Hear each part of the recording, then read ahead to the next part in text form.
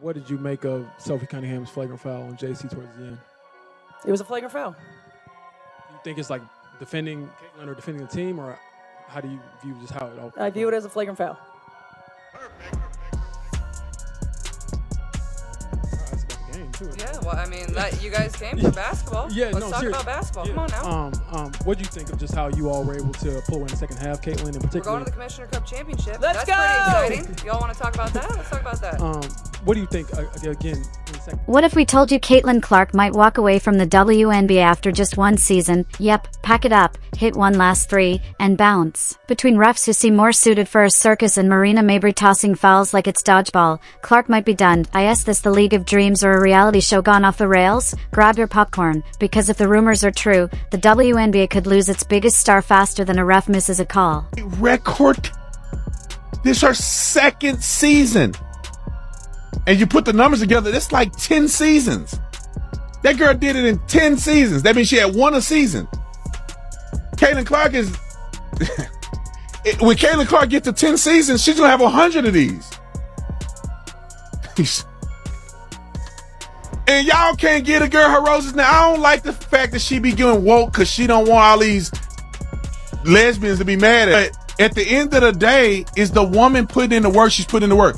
It's official. Fans are done watching Caitlin Clark play sacrificial lamb for a league that can't decide whether it wants to grow or gatekeep. For the second straight season, she's the main character in a never-ending drama, expected to pass the ball, smile for the cameras, sell the tickets, take the hits, and still thank her haters afterward. But the mood has shifted. Frustration has turned into fury. The Protect Caitlin movement is no longer just a hashtag. It's become an emotional custody battle between the fans who love her and a league that keeps treating her like a chew toy. This is all going according to plan.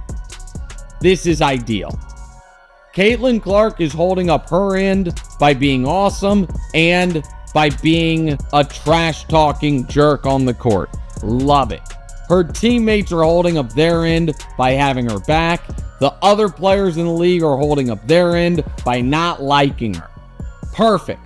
Couldn't have written a better script. Caitlin is talking trash to this girl. This girl's hard fouling her. Her teammate Sophie Cunningham, who got a black belt in Taekwondo at the age of 6, she's like, I will F you guys up. All of it's great. And Caitlin's a killer. 10 out of 10. Let's start with the obvious. Caitlin Clark is the reason the WNBA even gets talked about at all outside of Tuesday night Twitter arguments and high school gym throwbacks. Ratings up, jersey sales through the roof, arena tickets sold out in cities that didn't even know they had a team. She's the walking, talking logo, three-point shooting lifeline of this league. And how does the league respond with shady ref calls, cold shoulders from teammates, and more? Elbows than a WWE Royal Rumble. Clark is driving the WNBA insane. It's to the point that she may need to step away from the WNBA, have a billionaire come in that has the money to prove a point, and say, Caitlin, I'll pay you $50 million just to see if the WNBA can make it without you. Let's go create a complete different league and expose the hell out of the WNBA just to embarrass this Angel Reese girl that Jameel Hill just said she could go down as a Michael Jordan of WNBA. Remember when people said Caitlin Clark was being welcomed into the league like every other rookie? Yeah, if by welcomed you mean mugged at midcourt while the refs whistle Dixie and stare off like they just dropped their glasses in a Looney Tunes cartoon, Caitlin doesn't need a welcome party. She needs a security detail and a chiropractor. Then there's Marina Mabrey, who delivered a late game shove like she was auditioning for a linebacker spot. The hit was so blatant the NBA probably sent her a contract out of confusion. But of course, Caitlin pops right back up, because at this point, getting hit is just part of her pregame routine. Stretch, shoot, dodge a flying elbow, repeat. What's absolutely bonkers is how Caitlin can't win no matter what she does. If she breathes too hard near a vet, she's entitled. Takes a hard foul? Part of the game. Doesn't take it personally? She's distant. She could rescue a puppy at halftime and still get roasted for not passing the ball to a teammate. Meanwhile, fans are out here performing digital CPR on the league every time she gets clocked like it's amateur night at Fight Club. They rewind, freeze frame, analyze every angle like it's the Zapruder film, screaming into the void. How is that not a flag? I will say this, when Caitlin Clark was out, they lost 55% of their viewership. So basically, Caitlin Clark is paying all their salaries. Pretty much. I mean, at the end of the day, you can hate her as much as you want, but she's brought in millions of fucking dollars. So you should be kissing her ass. And that kind of defeated the purpose of Angel Reese's argument of she's like, hey, it's not just Caitlin Clark that is bringing all the viewership to the WNBA. It's like, well, it definitely is. It's like it kind of proved that with the viewership rating being down that she significantly increases viewership with They tried so hard to compare her to Caitlin Clark. They tried. The silence is deafening. The league is louder about dress codes than player safety, and the entire ecosystem feels like it's lost the plot. Fans aren't just asking if Caitlin Clark should stay, they're begging her to leave. Imagine her signing a massive shoe deal, sliding into a broadcast booth, or taking her talents to Europe, where basketball is just basketball, not a high-stakes experiment in how much abuse one woman can take before she breaks. Overseas, she'd be paid, protected, and probably greeted at the airport with flowers, not flying elbows. Let's be real. The WNBA is running a Caitlin Clark content farm, feeding her the same slop every week, unnecessary drama, missed calls, and zero institutional support. Fans see it, the media sees it, even her loudest critics secretly check the schedule to see when she's playing, love her or hate her.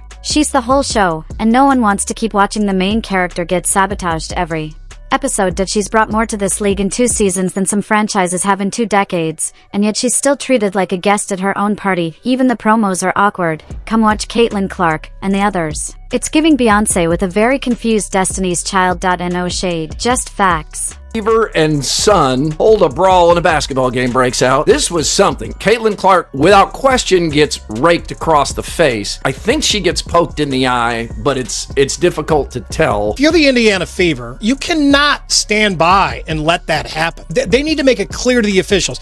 If you're going to let this happen, then we're going to stand up for our player and make a mess of the game, and you're going to have a big mess on your hands. So you need to stand up for this. You need to do something about this. You've just learned with definitive data and beyond question that Caitlin Clark controls more than half the audience for the entire WNBA. And let's not forget the constant gaslighting that it's not that bad. She's being dramatic. She needs to earn her stripes. Oh really? Because last time we checked, Caitlin Clark has earned more stripes than a zebra working night shifts at a barcode factory. She's out here averaging 25 points, 8 assists, and 12 microaggressions per game, doing it all with a smile. What more do you want? For her to levitate? Fans aren't stupid. They see the double standard. They see the league bending over backwards for some players while casually tossing others under the bus. They see the forced narratives, the passive-aggressive interviews, the locker room politics, and they're tired of watching Caitlin fight for space on a team she built, tired of seeing her get snubbed in all-star voting like it's a middle school popularity contest. Tired of pretending any of this is okay. If she walks away after this season, it won't be because she couldn't handle it. It'll be because she's smart enough to know when she's being played. And let's be honest, leaving might be the power move of the century. The league that couldn't stop talking about her would suddenly face a painfully quiet reality. No more packed arenas. And no more record-breaking streams. And no more casual fans tuning in just to see what she does next. Expecting some sort of dip since Caitlin Clark has been out with injury, but I don't think all of us